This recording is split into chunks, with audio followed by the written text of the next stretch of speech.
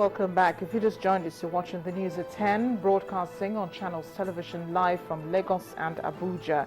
Here are the stories making our headlines this hour. 23 days after the entrance of Ebola virus into Nigeria, President Jonathan and state governors come together to curb further spread of the disease. The Ebola virus disease is covered in Enugu, southeast Nigeria, as federal government confirms total of 198 patients now under surveillance in the country. National conference adjourns twice in 48 hours. Northern and southern delegates divided over constitution draft. And the United States and France provide more arms to tackle jihadist militants in Iraq.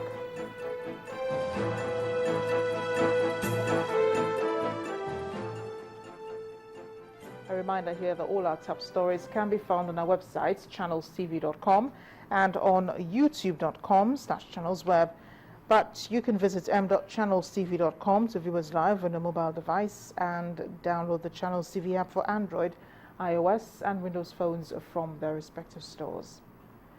We also encourage you to interact with the Channels Eyewitness feature on our Android, iOS, and Windows 8 platforms. So if you have pictures or videos to share with us, tap the application on your device, swipe to reveal the Eyewitness menu, and follow the instructions. Time to take you now to Abuja, where Gloria Omezoke has more on the news at 10. Hello, Gloria.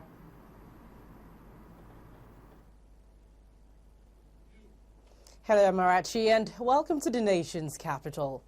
While the governor of Kaduna State, Yero, has denied any knowledge of an alleged intelligence report on the last two bombings that rocked the state capital, Kaduna. In a statement issued by his Director General, Media and Publicity, Governor Yero said the attention of his government has been drawn to an unfortunate and also erroneous report being circulated to media houses on a purported security report that forewarned him of the July 23rd bombing that occurred in Kaduna metropolis. It added that Governor Yero received no security report from the Department of State Security, DSS, or any of the security agencies warning of an impending bombing in the state. While calling on the residents of the state to disregard the report and go about their lawful businesses, the governor described it as another plot by mischief makers, not only to bring his person to disrepute, but also throw Kaduna State into confusion. The President, Goodluck Jonathan, has appointed a new head of service for the country. He is Danladi Irmiya Kifasi, who replaces former head of service, Buka Goni Aji, who is going on retirement. Mr. Kifasi, a career civil servant and until now a permanent secretary, has held several positions within the civil service. His appointment takes immediate effect. Well, two babies allegedly stolen a few hours they were born have been reunited with their families in Owerri, the Imo State capital, southeast Nigeria. While presenting the babies back to their biological parents at the State Police Command headquarters, the State Police Commissioner, Abdul Majid Ali, vowed to stop at nothing until the issue of child stealing and trafficking is brought to an end. When these two babies came into this world, little did their parents know they will be taken away few hours after delivery. Narrating the incident, the head of the anti-human trafficking unit of the Imo Police Command said the police were able to recover one of the babies after a tip-off by a commercial tricycle rider. The keke man suspected then that this baby must have been stolen. All of them at the young car park. On the young Shagro, on their way to Lagos. Then the keke man ran to Weroban police station. Robbery came to the maternity home around 6:30 in the morning and took away the child with a gun, shoot the gun and took away the child from her. So after that, the owner of the maternity went to the police station and made an entry. For 24-year-old Vivian Iwuji, who claimed she is a student, she was deceived by her sister-in-law. My husband called his uncle's wife to help us because I'm a student and take care of my baby. She agreed. We don't know that she's making another plan. Meanwhile, the Imo State Police Commissioner said 3 suspects have been arrested in connection with the issue. He appealed to religious and community leaders to give the police information if any woman or family without prior notice of pregnancy is seen with a newborn baby. The police have taken it upon themselves to continue the war until all this syndicate that continuously stealing babies and selling them, this behavior is condemnable. As the police commissioner officially presented the babies back to their biological parents, they were advised to protect their children.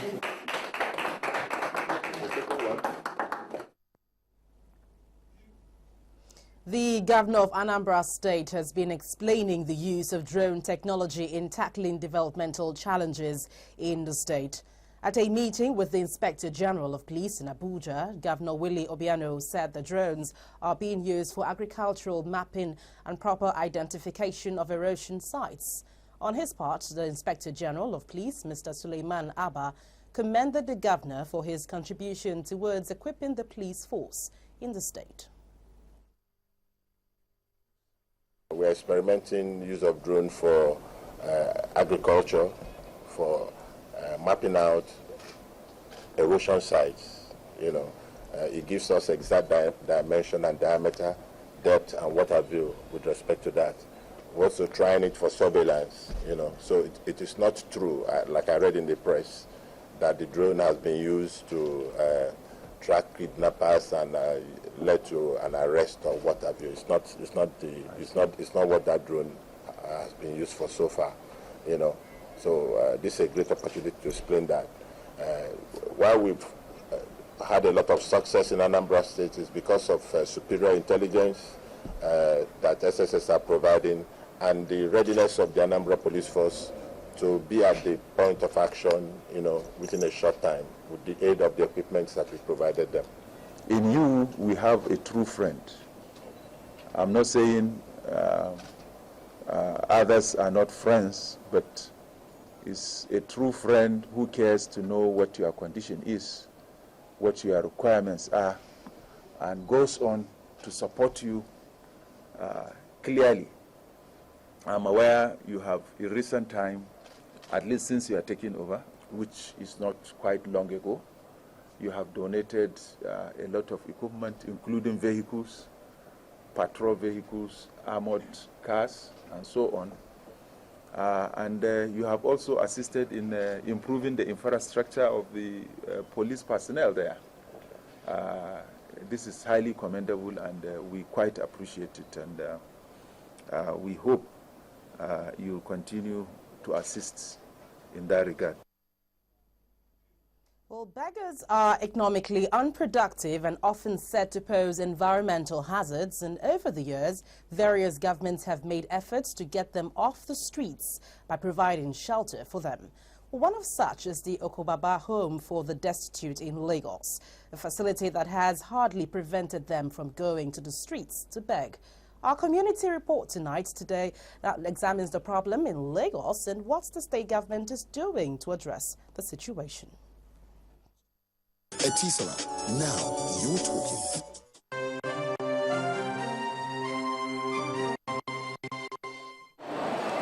Developing countries of the world are often faced with various challenges rooted in poverty, with an appreciable percentage of their population unemployed. This often culminates into other vices such as armed robbery, kidnapping, and street begging. Today, on the streets of Lagos, beggars are seen in different shades and sizes, attempting to play on the emotions of passers-by. Most of these beggars are often victims of one ailment or the other and are not economically productive. For about 2 decades, the Lagos state government has employed various methods to deal with this menace, including setting up of a colony for them at Ebutemeta. This was a plan just to contain the street beggars and put them under one roof, rehabilitate them. This has barely solved the problem. What is responsible for this upsurge in street begging in Lagos? Some say religion and tradition have a way of encouraging begging. Professional begging is against Christianity because the Bible says he who does not work must not eat. But when people are feeble, incapacitated, Christianity says they should be helped, they should be assisted. I can tell you very authoritatively that although Islam encourages giving, it discourages begging. And I can tell you unequivocally that the Prophet of Islam says those who love to beg from others will be disgraced on the day of judgment. We however paid a visit to their colony to assess the condition of the environment. The visit is an eye-opener.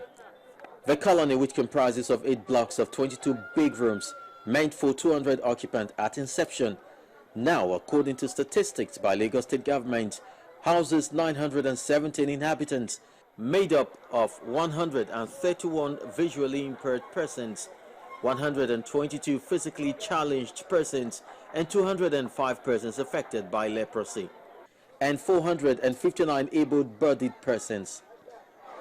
A further breakdown of inhabitants by states of origin shows that Kano tops the list with 364 persons, followed by Jigawa with 209, while Niger Republic has 1 person. We have 3 groups. So if you see some woman now, here is our wife, here, people who are here. That is the Arrow people.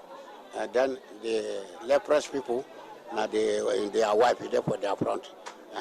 Black people too, then get their own there. That's how it be for this place. Then that people then get their emir. Here, except then get their emir. That people then get their emir. That's how we do. They are of sound minds and could get productive. Hence the camp was also equipped with tailoring, shoemaking and barbing training centers, which have been left abandoned. What are their needs? We get our children. We don't want them to become sick or something to capture sick for them. So we want a clean environment. And secondly, we want our children to be educated because our children are the future leaders of tomorrow. We don't want our children to be as we are. In the next door, there is a big primary school there for their children to be able to go into the primary school. Children are not allowed to go to school. They prefer the children to take them out, to lead them out, to beg. There are claims in some quarters that these destitutes have godfathers who are highly placed in the society. They come to the raid whenever they are in trouble, and in turn use them as ritualists, kidnappers, or even to convey weapons and human parts from one place to another. Why money would always stream to these street beggars for some religious or cultural reasons, but dangers they pose, if not contained, cannot be overemphasized.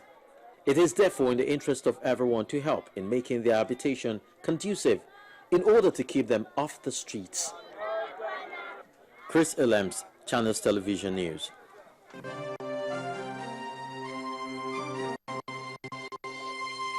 Etisalat, now you're talking. When the News at 10 returns, Lagos housing scheme makes progress as more house owners emerge. That's coming up after the break. Please join us again.